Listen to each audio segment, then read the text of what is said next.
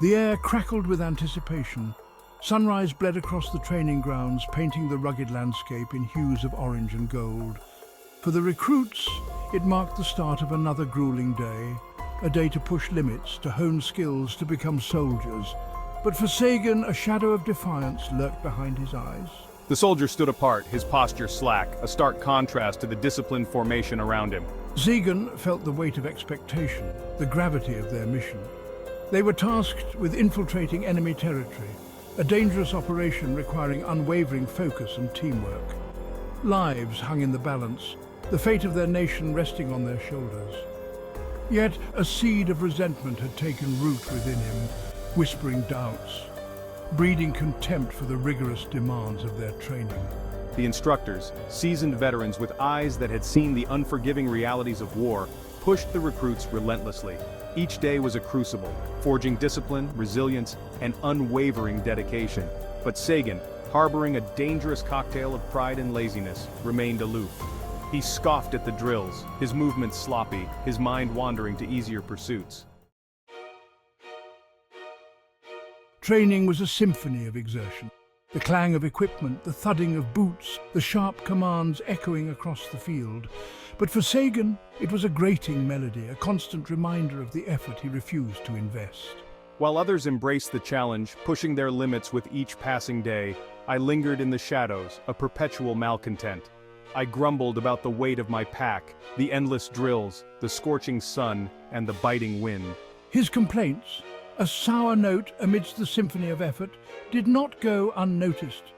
Fellow recruits, initially sympathetic, grew weary of his negativity. They had signed up to fight for their nation, to become weapons of war, their resolve forged in the fires of shared hardship. Boss Rethro, their leader, observed Sagan's growing detachment with a mixture of disappointment and concern. This was a man forged in the fires of countless campaigns, a warrior who understood the delicate balance between discipline and compassion.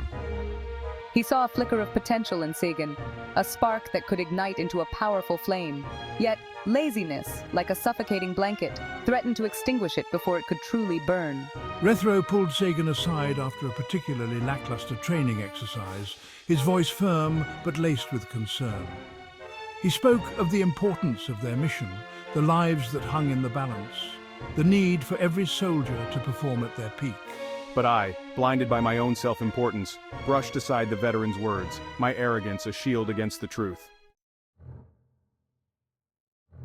As the weeks turned into months, the training intensified.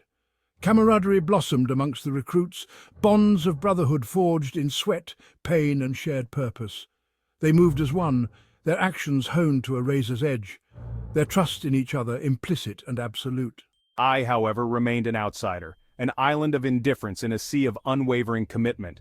I continued to shirk my duties, my equipment poorly maintained, my skills lagging behind my peers.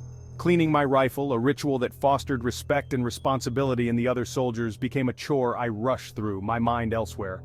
The intricate maps detailing their objective, studied with meticulous care by his comrades, remained blank slates in his mind. The instructors, their patience wearing thin, issued warnings, their words like shards of ice.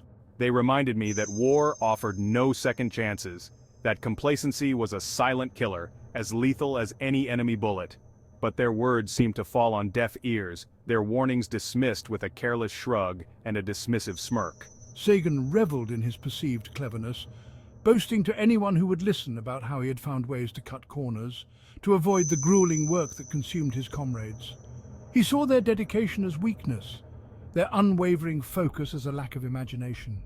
He failed to grasp the fundamental truth, that true strength lay not in shirking responsibility but in embracing it, not in seeking shortcuts but in mastering the fundamentals. The day of deployment arrived, cloaked in a somber silence. A palpable tension hung in the air, a mixture of fear and anticipation. The recruits, their faces etched with grim determination, boarded the transport, their training culminating in this single defining moment. I felt a flicker of unease, a knot of doubt I couldn't quite ignore. The mission was fraught with danger. Infiltrate a heavily fortified enemy compound, disable their communication network, and return undetected. Every man knew the stakes, the potential for casualties, a grim reality they had prepared for. As the transport rumbled towards the drop zone, Boss Rethro's voice, steady and reassuring, echoed through the hold, outlining their objectives, reminding them of their training. I had relied on my comrades' expertise, assuming their competence would compensate for my negligence. The maps, the drills, the countless hours of preparation I had dismissed, they were a jumbled mess in my mind. Now, faced with the stark reality of their mission, the consequences of his laziness crashed over him like a tidal wave. As they approached the drop zone, the order came to check weapons. A hush fell over the group as each soldier methodically confirmed the functionality of their lifeline. Check your weapons, everyone. But when it was Sagan's turn, his heart sank. His rifle, neglected and poorly maintained, jammed. Panic surged through him, a bitter taste rising in his throat. He had gambled with his life and the lives of his comrades, and now, faced with the consequences of his actions, he was woefully unprepared. The jump was a blur of adrenaline and fear. Sagan, his stomach churning with a potent mix of guilt and terror, landed awkwardly, his faulty rifle a dead weight in his trembling hands. They moved swiftly, shadows against the moonlit landscape, their training kicking in as they navigated the treacherous terrain. Burdened by my mistake, I lagged behind, my movements clumsy, my senses dulled by fear. They reached the perimeter fence, the first obstacle in their perilous mission. With practiced ease, the other soldiers melted into the darkness, their movements silent and deadly. But as Sagan fumbled with the wire cutters, his panic rising with every passing second, he made a fatal mistake. The cutters slipped from his sweaty grasp, clattering against the metal fence. Lights, we've been spotted. The sound, amplified in the stillness of the night, shattered the silence. Lights flickered on in the distance, shouts echoing through the compound. Their cover was blown. Sagan, his heart pounding against his ribs, looked on in horror as the world around him erupted in chaos.